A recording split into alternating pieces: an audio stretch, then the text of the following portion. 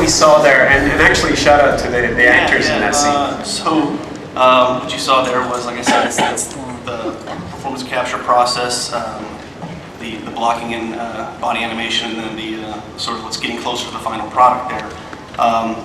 The actors you saw there were Mark Ralston, you may have seen in Shawshank Redemption or Aliens. Yeah, he's a great actor. Darren O'Hare, and great newcomer. Bruce Thomas, who in cinematics plays Master Chief, and Mackenzie Mason, who plays Cortana in the cinematics. Yep. And we actually have one of our voice actors for those characters, Jen Taylor, is hiding somewhere in the audience. We'll talk to her later. But that itself, Brian, it's a pretty new way for us to make cinematics. We're doing this a very sort of rich combination of techniques and effects. What were we actually seeing there in terms of performance capture, facial capture, and so on? Yeah. So, well, what can I talk about? Well, we shot on the same stage. Yeah, thank you. So yeah, that brings up a good point.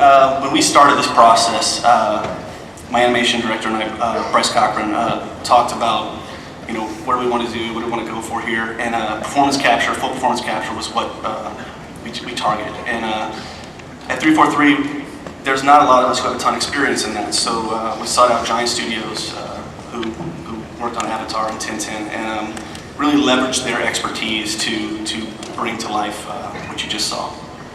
Yeah, and one of the really interesting things for us is that we've done things as a mixed bag before. We have done motion capture, obviously, in betweening and other animation techniques in the Halo universe in the past.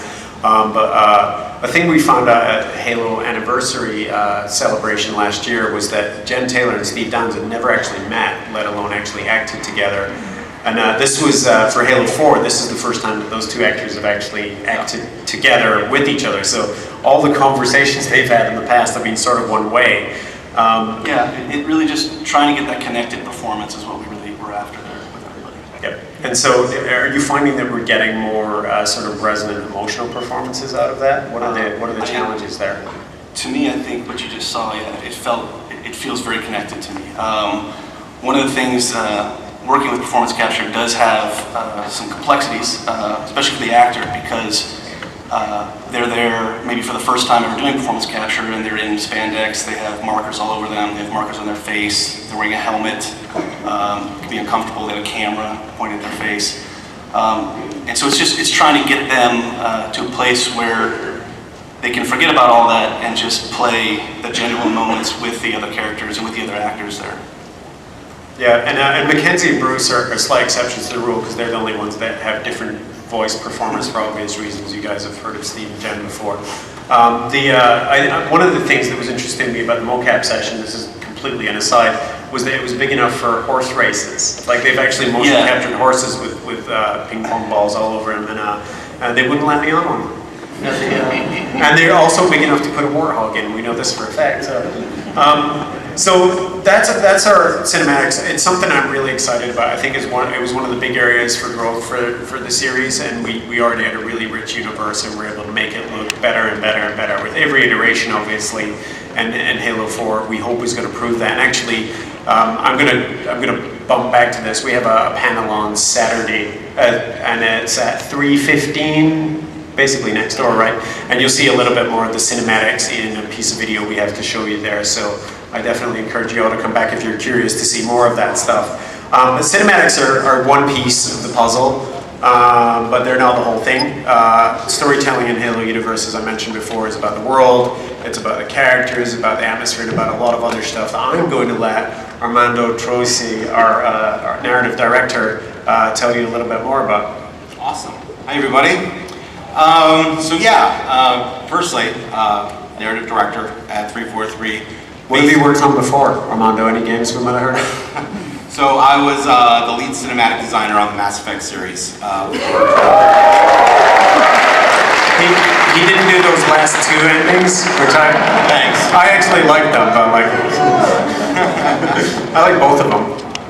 So as narrative director, I basically run the writer's room for the game. So we have a number of writers here. Obviously, we have Brian. We have Christopher Schlurf, who's back home right now, working really hard, putting all the final touches on the game, making it as sharp as possible. But yeah, basically I work as a point of contact between animation, cinematics, vignettes, audio, voice casting, voice direction, kind of bringing together the holistic storytelling across the game, because you know our cinematics are fantastic, but there's so much storytelling that happens in combat. It happens in just the nuance of the environment. These are all the things that I really work at to make sure that we're bringing the best storytelling to the Halo universe. So I know I didn't prep you for this, but can you run us through an example of some sort of connective tissue that joins, you know, for example, a piece of campaign gameplay to cinematic?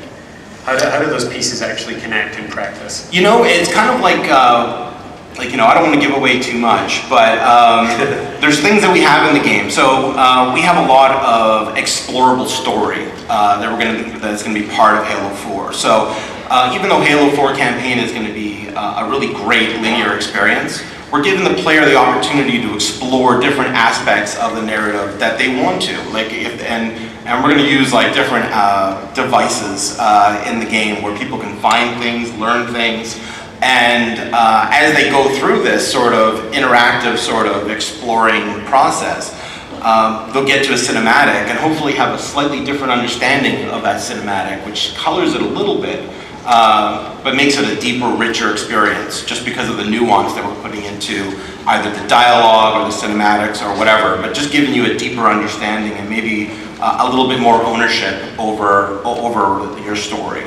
Yeah, we were talking earlier today about the fact that this isn't something that you just lock and load and it's ready a year ago. This is an organic process. Yeah. And changes in design and you know the addition and the elimination of features changes what you guys have to do even in moment-to-moment gameplay, right? Yeah, absolutely. You know, and it's like one of the things I always say is the script's not done until the game ships, and it's so true.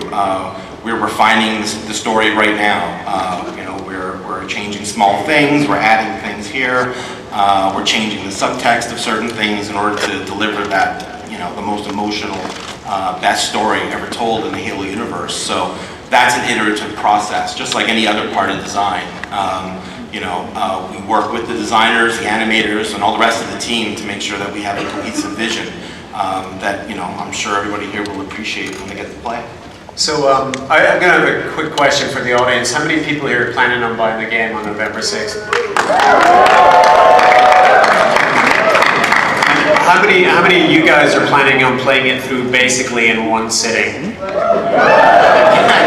So, how many legendary? I don't mean to move. I actually want it to be a lot. I don't mean to move that. Yeah. So that you guys are exceptions to the rule. If you're a senile old man like I am, you can't do that and stay awake or stay out of the bathroom.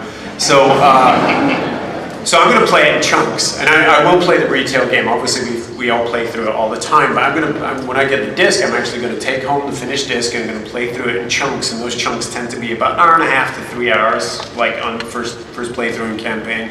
And I'll play it through in those chunks. And what I found with Halo and with other games is that you're playing through an 8-hour campaign. If you go watch a movie in one sitting, that's maybe 2 hours. And you get the whole narrative in one blast, and you come away feeling one sense of how that movie felt to you.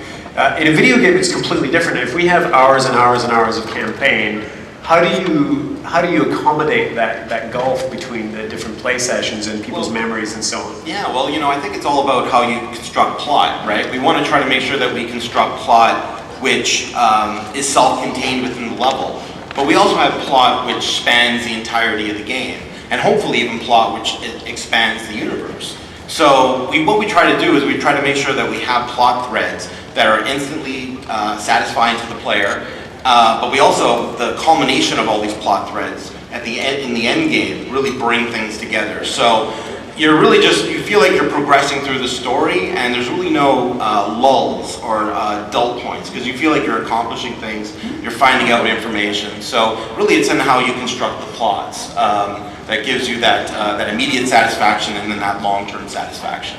So when I look over at the departments, I look certainly at Brian's group, and I think of those guys as basically making a movie in some ways. And I look at Armando's group, and they're basically directly connected. It's not like they're sitting in two different boats. Yeah. But I see what Brian is doing is one big giant linear chunk, and what Armando's doing is all these different pieces. It's like he's juggling. And how do you guys actually interact, and how do you guys keep everything straight between all the various pieces, Brian? Tension of development. You know, we look at the scripts together, we look at the stories together. Same thing with Brian and Schlerf, and we go through stuff and we discuss it and figure out. You know, I think we're all really passionate about telling a great story, and so it's I joke, but yeah, sometimes we do butt heads, and that's okay. You know, in the end, it's about creating the best story, the best experience for the fans, and that's Like, you know, it's a completely iterative process, you know, and I think that's what differentiates us from like mediums like film.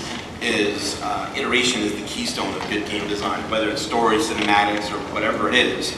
And we just need to accept that. You know, things are going to change, things are going to shift, but it's all about threading the needle and making sure that you know, when our date comes, that we're giving the best product possible. So I'm going to quickly ask, since we have some Hollywood types here, I'm going to ask Todd and or Aaron, like, I know you guys do iterations and you do script doctoring and you're sometimes on set fixing things, like, but does that feel like a different process to you? Like how malleable ours is right up until shit versus what you guys are doing? I mean, there's a lot of similarities. You know, in television, we both write in television primarily. You're doing rewrites sometimes up until, you know, the second you shoot the scene, or you know, you'll arrive on set and have to rewrite a scene, so you just sort of bury yourself in a trailer and make it work somehow. But no, I mean, it's very similar. Yep. So Brian Reed, that's definitely your day. I know that for a fact. Is you know, a designer makes a change or takes out an encounter or moves an encounter in, you have to accommodate with either combat dialogue or script changes and so on. What's a typical example of, I came in this morning, everything was going fine, I got to 2:30 p.m. and everything went pear-shaped? The example I was giving somebody earlier today was it's as if you're making a movie that's set in New York and then you come to work the next day and they've changed the set and now it's Mars and you have to roll with that. And you find that it's incredibly easy after a while to come up with a reason that we're on Mars now. And that's my job in a nutshell. Excellent. So I just got told we have 15 minutes left, which sounds rough to me, but yeah, someone just came outside and said 15 minutes, doesn't sound right. We've definitely talked a little bit about campaign, and one of the big new additions for Halo 4 is Infinity, which is our linear episodic online cooperative multiplayer, and Brian's one of the lead writers on that series. How has that been compared to writing for campaign, for example? Oh, wow. Infinity, I don't know how much everybody knows, so let's see. Infinity is going to be a weekly episodic series, so it's like 6 to 8 minute episodes that'll come out, and spinning off of those episodes each week are 5 new missions that you get to play through cooperatively. And the real goal was to get in there and make sure that you were part of this living, breathing story. Things you do in gameplay, we see reflected in the story, in the episodes, and vice versa. With that, it's funny because with campaign, you do a lot that is very specific and very planned out ahead of time, and you start building it and tweaking it and tweaking it. And with the Spartan Ops, we've been kind of approaching it as, what happens if we throw all these pieces in the bucket and shake it? And that has given us some really cool gameplay, and in turn has changed the plot as we've gone. So we've got this awesome animated series and this awesome gameplay, and they're both telling a story. And as Kevin was saying, building it up so that if you only want to experience part of that, you can. If you want to just play the missions, there's this awesome story that you get told about your group that you're part of. And if you want to just watch the show, you can do that, and you still get this cool, full experience out of it. Yep. So the episodes are, obviously they're broken up. We've said this time and time again, they're broken up on one piece of fiction, and five gameplay missions. How does that really connect? How do the gameplay missions connect to each other, and then how does that talk to the fiction that the player is going to be presented with? I'm trying to remember what all we've said publicly. Make something up. You still got 2 months. Yeah, what it is finding the pieces of storytelling. Something mysterious comes on board the USS Infinity. Well, in gameplay, you were the guys who uncovered that mysterious thing. It starts having effects on the ship. In gameplay, you were the guys who were trying to solve it. Ease it back there. No, and then Master Chief takes his helmet off, and he's really a woman, and it's oh no. He was actually getting close to a giant spoiler there. No, but it's finding that thing that lets you have that investment and that ownership of that story is to get in there and be a part of it. And that's what the real steps have been in every version, is when you get to the cliffhanger of the episode, you want it to be a thing that very naturally leads into the play space and let you own that story, as well as you experience the next part that's animated that you can't own because someone else has made that. But to give you that part that you're talking to characters in the show, you're doing things that are affecting the show. And it's actually that cadence and that pace. I was talking, of course, about hours and hours of campaign is a big investment, and it feels very different than the Infinity stuff. What I found is it's the best metaphor I can use is how sometimes appetizers are the most delicious part of your meal, and they're usually fried, which is a helpful part of that. And that's kind of how I feel about missions, at least. Not so much the cinematics. Actually, the fictional episodes are actually quite meaningful. I want to reinforce that these aren't these aren't just sort of blow up the bad guy and move on to the next thing. Things happen that actually matter. But being able to digest the story in those very tight little chunks is actually really refreshing. And it means that the weekly cadence of it is actually going to be really addictive. I literally can't wait till the next. And we're waiting because these things are going through design iteration as well as sort of building. And I'm literally waiting for the next pieces to come in, even as we're waiting through the design process. Yeah, and the two things we really wanted to do when we started this was wanted the story to count, wanted it to mean something. It moves the universe forward, it is a continuing story. But we also wanted those individual missions to be things that they move the universe forward as well, but that they're quickly digestible. That like Frank was saying, when you get to be old man such as himself and lose all your hair, you sit around on the couch and burp and fart and go, "Oh, I wish I had time to play games." You get online with your friends, you play for 20 minutes, you get a mission out of the way, you're done, you move on. Versus the maniacs here who are spending 8 hours on their couch playing the entire campaign in one go. And God bless you, everyone. So it does all connect. The stuff that happens in Infinity absolutely connects directly and impacts the campaign and vice versa. They're all intertwined. And like I said, all of our fiction is intertwined. And as I said at the start of this panel, one of the biggest pieces of sort of interconnected fiction, which is interesting in that if you don't even buy Halo 4, and you'd be a fool to not do that. I don't know if this is marketing here, sorry. They're all going to buy it. They'll put their hands up anyway. Is Forward Unto Dawn. It's in some ways an introduction to the Halo universe for everyone, even if you think you're familiar with it. It takes us back more than 20 years. But I'm gonna talk to a very young and handsome director named Stuart Handler to talk to us about his involvement in Forward Unto Dawn, the live-action digital series. Stuart is first going to introduce and then cue up our DV cam video for us today, which is going to be the world-exclusive debut of the trailer. But before we actually start it, Stuart, do you want to tell us a little bit about what we're going to see here? Yeah, so this is the world premiere of the full-length trailer for Forward Unto Dawn. We wrapped principal photography about a month ago, so it was a little bit challenging to try to put together a kick-ass trailer with hundreds of visual effects shots that have not yet been finished. But we think it at least scratches the surface, and you guys can be the judge.